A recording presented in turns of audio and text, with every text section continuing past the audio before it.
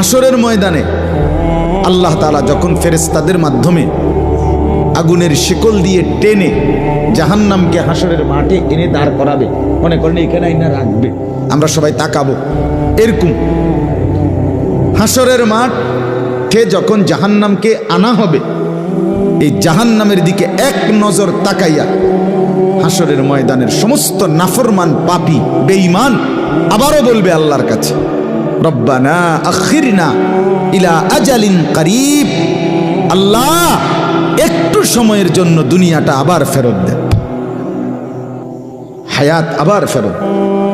সময়গুলো আরেকবার দেন, আরেকটু সময় দেন, নজিব দাওয়াতাক, আপনার সব কথা তখন মেনে নেব, অনাত্তাবিউর রসুল,